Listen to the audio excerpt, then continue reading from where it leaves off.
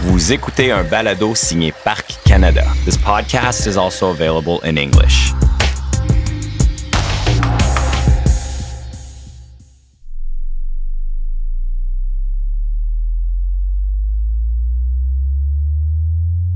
L'oreille humaine peut détecter des sons dont la fréquence va de 20 Hz, une tonalité très basse, à 20 000 Hz, une tonalité très élevée. On parle d'ultrasons lorsque la fréquence est supérieure à 20 000 Hz.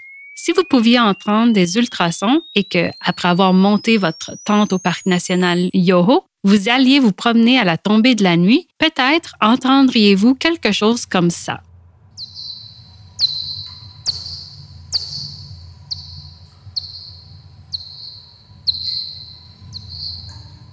Vous venez d'entendre la petite chauve-souris brune. Dans cet extrait, elle utilise l'écolocalisation. Autrement dit, elle utilise les ondes sonores pour s'orienter la nuit et attraper des insectes. Ces ondes sonores ultrasoniques ont été enregistrées à l'aide d'un appareil spécial et la fréquence du son a été abaissée pour que nos humbles oreilles humaines puissent l'entendre. L'écolocalisation n'est qu'une seule des caractéristiques fascinantes de la chauve-souris. L'épisode d'aujourd'hui vous en révélera beaucoup plus sur le seul véritable mammifère volant au monde. Nous vous souhaitons de nouveau la bienvenue à Interaction, un balado de Parcs Canada. Dans cet épisode, nous parlerons de la petite chauve-souris brune, d'un dangereux champignon blanc qui se propage en Amérique du Nord et des mesures prises par Parcs Canada pour se préparer. Pour pouvoir vraiment discuter en profondeur de la petite chauve-souris brune, j'ai décidé de faire appel à Anne Forshner, une des écologistes de la faune de Parcs Canada.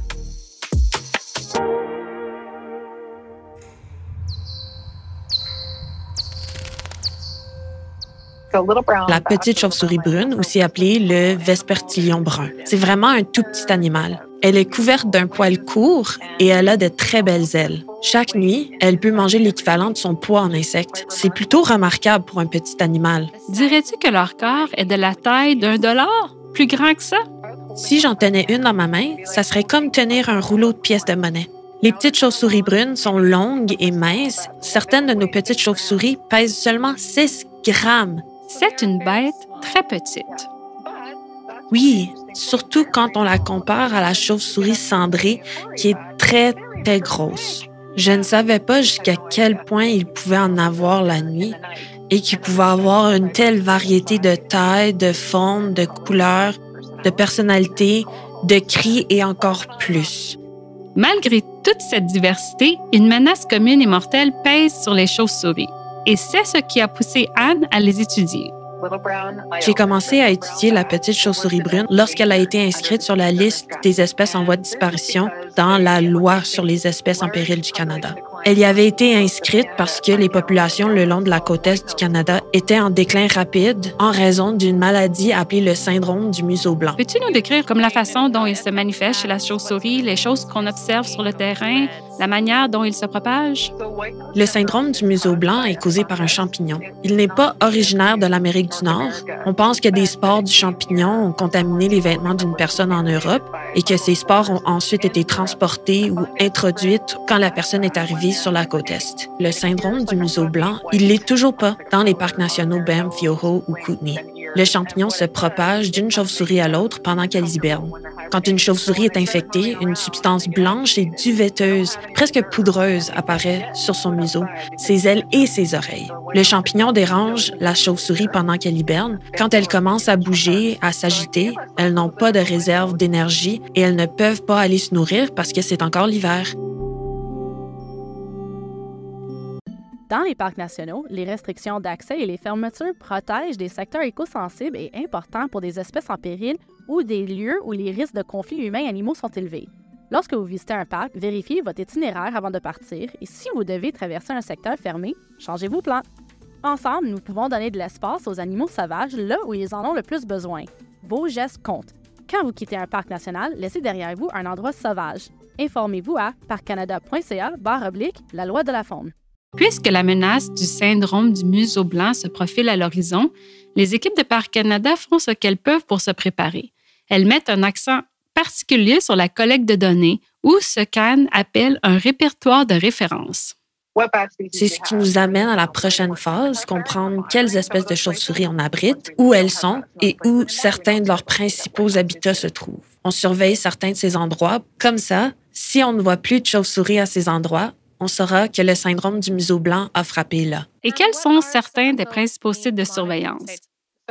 Certains des sites qu'on surveille en ce moment s'appellent des colonies de maternité. Ce sont des endroits où les femelles se rassemblent durant l'été pour donner naissance à leurs petits. Certains des perchoirs, comme on les appelle, ou des habitats de la petite chauve-souris brune se trouvent dans des bâtiments. On essaie d'en trouver un par parc dans un bâtiment qu'on surveille à long terme. Certains des perchoirs qu'on trouve sont des anciens abris cuisine équipés d'une cheminée faite en blocs de béton. Les chauves-souris se suspendent entre l'ancienne cheminée et le mur. Il y a un espace d'1 pouce qui est parfait pour elles. On pense que ces structures absorbent un peu de chaleur pendant la journée et il y a juste assez d'espace pour qu'un groupe puisse s'y réfugier et profiter de la chaleur. Alors, on ne surveille aucune grotte naturelle dans les parcs? En fait, oui, on en surveille une, mais on en cherche quand même d'autres. Les grottes sont des hibernacles, donc des endroits où les chauves-souris passent l'hiver. En plus de surveiller les emplacements où l'on sait qu'il y a des chauves-souris, Anne utilise d'autres méthodes et outils pour déterminer quelles espèces vivent dans le parc et où elles aiment passer leur temps. Cela veut donc habituellement dire se rapprocher physiquement des chauves-souris. Donc, on commence à chercher des endroits où poser un filet japonais. C'est un filet très fin qui blesse pas les chauves-souris. Une fois qu'on attrape une chauve-souris, on passe aux choses sérieuses. Il faut la libérer du filet, puis faire ce qui est nécessaire pour les prochaines étapes de la recherche. Évidemment, tout notre travail se fait la nuit. Dans notre cas, on a posé des radioémetteurs sur les petites chauves-souris brunes parce qu'on veut savoir où se trouvent ces habitats les plus importants. On savait que des chauves-souris se trouvaient dans des bâtiments, mais on ne savait pas grand-chose sur leur environnement naturel. Le seul moyen pour nous de recueillir ces renseignements était de poser des émetteurs. Je manipule jamais un animal sauvage, à moins que ça soit absolument nécessaire pour répondre à une question de recherche. Dans ce cas-ci, étant donné que le syndrome du museau blanc se propage à travers le pays, on sait que pour protéger et rétablir cette espèce, on a besoin de comprendre où se trouvent certains de ses habitats et perchoirs importants. Je pense qu'il y a encore beaucoup d'espoir quand même. J'entends souvent parler d'exemples où on intervient de façon réactive aux menaces qui touchent les espèces en péril. Mais dans ce cas-ci, on dirait qu'on a une longueur d'avance. On sera beaucoup mieux préparé au moment de faire face à la grande menace dans les parcs. Oui, exactement. On fait de notre mieux. Il y a aussi des gens qui étudient des traitements contre le syndrome du museau blanc qui pourraient être utilisés dans les perchoirs de maternité. Si on sait où les chauves-souris se trouvent et qu'on a un traitement, on pourrait étudier la possibilité de l'appliquer à ces endroits. Un grand merci en particulier à Corey Holson, un chercheur sur les chauves-souris de l'Alberta, qui a grandement aidé Parcs Canada à trouver les endroits fréquentés par les chauves-souris, ainsi qu'Emma McAleese, une étudiante des cycles supérieurs de l'Université de Calgary, qui a trouvé l'emplacement de nombreux perchoirs de maternité dans les parcs. Mais la collaboration ne s'arrête pas là. Par exemple, Anne travaille avec diverses équipes et personnes à Parcs Canada. Je travaille aussi avec des organismes d'application de la loi parce que c'est illégal de blesser ou déranger des animaux sauvages, leurs abris ou leurs habitats essentiels. On collabore étroitement pour sensibiliser la population à propos des bons comportements à adopter. On explique aux gens comment gérer les chauves-souris qui s'abritent dans des bâtiments, ce qu'ils doivent faire s'ils en voient une et les services importants que ces espèces rendent à l'écosystème. Elles mangent une énorme quantité d'insectes. Les chauves-souris sont très importantes pour la foresterie et l'agriculture parce qu'elles offrent un moyen de lutter contre les parasites sans utiliser des produits chimiques. Elles sont tellement utiles aux humains, en plus de jouer un rôle merveilleux et exceptionnel pour la biodiversité. Les chauves-souris sont des chasseuses d'insectes remarquables. Elles jouent un rôle clé dans l'écosystème et nous offrent de nombreux avantages. Mais elles ont besoin d'un coup de main en retour. Est-ce qu'il y a des mesures particulières que les gens peuvent prendre pour aider à les protéger et prévenir la propagation du syndrome du museau blanc? As-tu des conseils à offrir au public? Oui, il y a quelques mesures que le public peut prendre. Avant de visiter un parc national, c'est toujours une bonne idée de vous assurer qu'il n'y a pas de petits passagers clandestins sur votre tente ou votre roulotte, parce que les chauves-souris peuvent se cacher dans des endroits surprenants. Par exemple, elles peuvent se blottir dans les parasols. Donc, si vous décidez de transporter le parasol dans votre voiture et qu'une chauve-souris s'y trouve, vous venez soudainement de la déplacer à un nouvel endroit. On aimerait éviter ce genre de situation. On veut éviter que les chauves-souris infectées soient transportées d'un endroit à l'autre. C'est aussi important de se renseigner sur la façon dont on peut cohabiter avec les chauves-souris en toute sécurité. Il y a 2 organismes que je recommande particulièrement. Un des 2 s'appelle le Alberta Community Bat Program, ou Programme communautaire des chauves-souris de l'Alberta. Et l'autre s'appelle le BC Community Bat Program, ou Programme communautaire des chauves-souris de la Colombie-Britannique. Cherchez ces 2 excellents organismes sur Internet pour savoir ce que vous pouvez faire pour nous aider.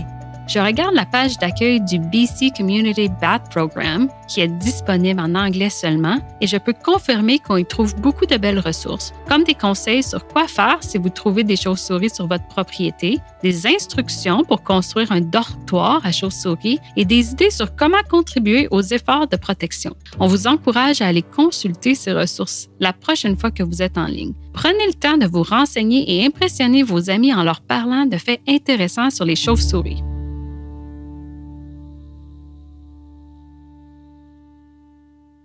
Cet été, jetez un coup d'œil en coulisses en visitant un projet de conservation actif. Parc Canada offre des randonnées guidées sur le projet de réintroduction de la truite fardée dans le parc national Banff. Cette randonnée guidée familiale passe par des forêts matures où vous verrez des fleurs sauvages et des mélèzes. Découvrez les petits éléments qui forment la grande mosaïque de ce paysage émerveillant. Visitez parccanada.ca/yoho-randonnée-conservation pour réserver votre place.